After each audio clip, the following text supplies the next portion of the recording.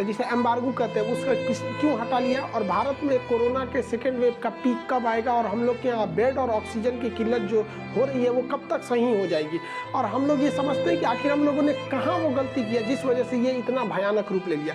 देखिए अभी जो अमेरिका है उसने अपने आप पर प्रतिबंध लगाया था, एम्बार्गो लगा रखा था। एम्बार्गो एक टेक्निकल टर्म होता है जिसके तहत ये कहा जाता है कि कोई भी देश किसी शिप ट्रांसपोर्टेशन या किसी सामान को अपने देश की सीमा छोड़ने से प्रतिबंध लगा दे, उसे एम्बार्गो कहते हैं। तो ये डोनाल्ड ट्रंप ही लगा के गए थे कि वैक्सीन के जो चीज़ों के कच्चे माल होते हैं उसका एक्सपोर्ट ना हो ताकि वो अमेरिका में इसकी कमी ना हो। लेकिन सीरम इंस्टीट्यूट ऑफ इंडिया ने ट्वीट किया, फिर भारत के विदेश मंत्री ने भी कहा था, तो इन लोगों को कोई फर्क नहीं पड़ रहा था जो बाइडन और कमला हैरिस को। फिर बाद में हमारे अजीत डोभाल साहब ने बात किया तो बात इन्होंने भी समझाया होगा, क्योंकि ये रक्षा विशेषज्ञ है। इन्होंने भी कहा कि भैया देखो ईरान से हमारा भी कोई खास दुश्मनी नहीं है, फिर भी अमेरिका की वजह से ही हम लोग ने ईरान से उतना पेट्रोलियम नहीं लाते हैं। रीजन है कि ईरान से लाएंगे तो हम लोग को खुद ही फायदा होगा, फिर भी हम लोग अमेरिका के रिश्तों को देख के करते हैं। और डोभाल साहब चूँकि सुरक्षा सलाहकार है, इनकी बातों को पब्लिक नहीं किया जा सकता है, लेकिन इसके पीछे और भी कारण रहा है जिसके वजह से अमेरिका पीछे हटा है। देखिए कुछ लोग का ये भी कहना है कि अमेरिका ने प्रतिबंध इसलिए लगाया क्योंकि वहाँ चुनाव में ट्रंप हार गए हैं और जो बाइडेन जीते हुए हैं, और चूंकि मोदी जी ट्रंप के प्रचार में चले गए थे इस वजह से इसका असर पड़ा है। और ये बात देखिए हाउडी मोदी में मोदी जी भी गए थे वहाँ पे और कहे थे अब की बार ट्रंप सरकार, और नमस्ते ट्रंप भी आए थे, और इसी के साथ साथ कोरोना भी बहुत भयानक एंट्री मारा था फरवरी 2020 में हम लोग के यहाँ पे। तो कुछ लोग का ये कहना है, लेकिन ये बात गलत है, क्योंकि अगर ये असर डालता, हाउडी मोदी असर डालता या नमस्ते ट्रंप डालता, तो ये प्रतिबंध तो बाइडेन न लगाते, ये तो डोनाल्ड ट्रंप ही लगा के गए थे। तो मोदी जी का ट्रंप से तो अच्छा संबंध था, तो ये कोई रीजन नहीं था। यहाँ पर इन लोगों ने अपने अमेरिका फर्स्ट की नीति पर इन्होंने कायम रहा। इसके पीछे जो हटाने का कई रीजन रहा ये, क्योंकि यहाँ पर रूस और ये चाइना एक साथ भारत के साथ आ गए, तो अमेरिका को लगने लगा कि अगर एशिया में हम लोग को बैलेंस बना के रखना है तो फिर हमें भारत को इग्नोर करके नहीं चलना पड़ेगा। साथ ही सबसे बड़ा मुद्दा क्या बन गया, यूरोपीय यूनियन और अफ्रीकी देशों ने मिलकर एस्ट्राजेनिका पर केस करने वाले हैं, क्योंकि इन्होंने वैक्सीन देने में लेट किया। अगर एस्ट्राजेनिका पे केस होगा तो ये लोग सीधा कह देंगे कि भारत के सीरम इंस्टीट्यूट ऑफ वायरोलॉजी पर, आधार पूनावाला पर, और ये लोग सीधे बता देंगे कि भाई हमारे ओर से लेट थोड़ी हो रहा है, लेट हो रहा है, मेन इन लोगों ने प्रतिबंध लगा के रखा है इसलिए लेट हो रहा है। तो इन लोग को लग गया कि भैया प्रतिबंध हटाओ वरना कोर्ट में हम ही लोग की बेइज्जती होगी।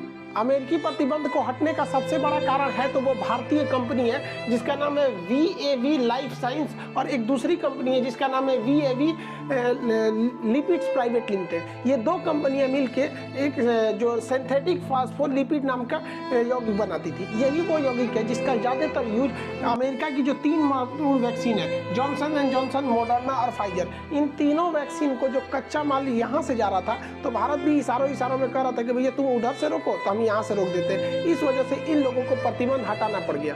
आपने वो कहावत सुना होगा कि खिसियानी बिल्ली खम्भा नोचे। एक वक्त था जब वैक्सीन तथा दवाओं के निर्माण में जर्मनी का पूरी दुनिया में बोलबाला हुआ करता था। अभी जर्मनी की चांसलर, वहाँ प्रधानमंत्री को चांसलर बोला जाता है, वहाँ की चांसलर एंजेला मार्केल ने कहा यूरोपीय संघ की एक बैठक में कि यूरोपीय यूनियन दवा उत्पादन में उतना आगे नहीं बढ़ पाया जिस वजह से पूरी दुनिया में जो वर्ल्ड फार्मा कंपनी का जो एक वर्ल्ड फार्मा कंट्री का एक टैग मिल गया वो भारत को मिल गया, क्योंकि पूरी दुनिया में अभी यही सबसे ज़्यादा प्रोडक्शन कर रहा है। और अगर भारत में कहीं से भी प्रोडक्शन बंद होता है तो पूरी दुनिया को इसका प्रभाव झेलना पड़ेगा। इसलिए ये क्रिटिसाइज कर रही थी भारत को कि यूरोपीय यूनियन को आगे आना चाहिए भारत को फार्मास्यूटिकल कंपनी को कम्पिटिट करने के लिए। इनका कहना था कि इन लोग आगे नहीं बढ़ सके इसलिए भारत बढ़ गया। कोई बात नहीं, तुम ऐसे ही जलते रहो, हम ऐसे ही जलवे दिखाते रहेंगे। अब बात कर लेते हैं दोगले चाइना की। चाइना एक और कह रहा है कि भारत को मदद सामग्री दी जाएगी, और दूसरी ओर चाइना जो क्या किया है उसने जो चाइना से भारत आने वाले जो एयरलाइन थी जिसका नाम था सिचियान एयरलाइंस,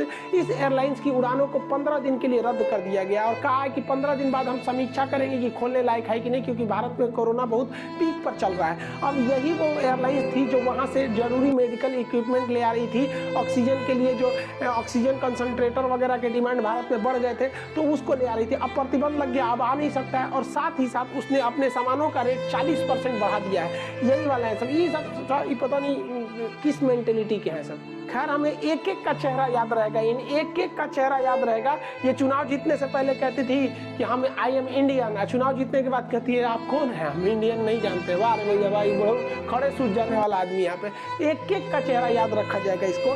कहते हैं ना, जरा सी सुराख क्या हुई मेरे जेब में, सिक्कों से ज़्यादा तो मेरे रिश्तेदार गिर गए। कोई बात नहीं, बुरा वक्त का भी एक बुरा वक्त आता है, एक दिन ये भी दिन कट जाएगा जब खुशी ना ठहरी तो गम की औकात क्या। लेकिन ऐसा नहीं है कि सारे देश चाइना की तरह हरामी हैं। बहुत से हमारे देश है जो इन्होंने जैसे ऐसे भारत के विकट परिस्थितियों में साथ दिया है। यूएई जो है उन्होंने आश्वासन दिया है कि यूएई हमेशा भारत के साथ है। उन्हें बुर्ज खलीफा को एक संदेश के रूप में तिरंगे में एलईडी शो में दिखाया कि वो भारत के साथ है।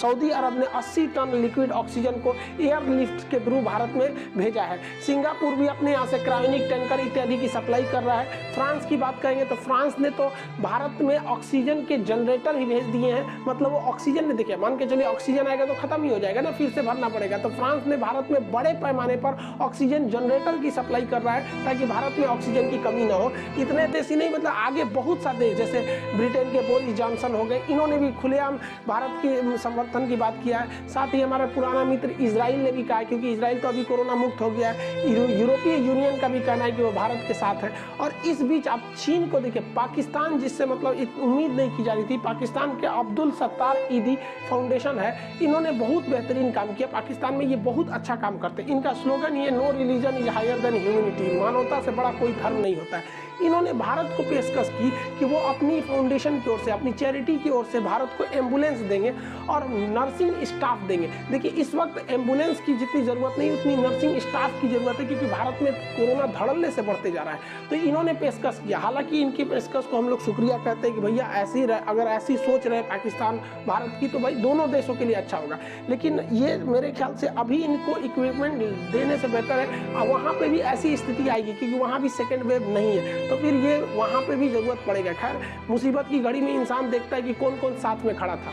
भारत के उद्योगपतियों ने बढ़ चढ़ के हिस्सा लिया है, चाहे वो स्टील निर्माता कंपनी हो, जिंदल हो, रिलायंस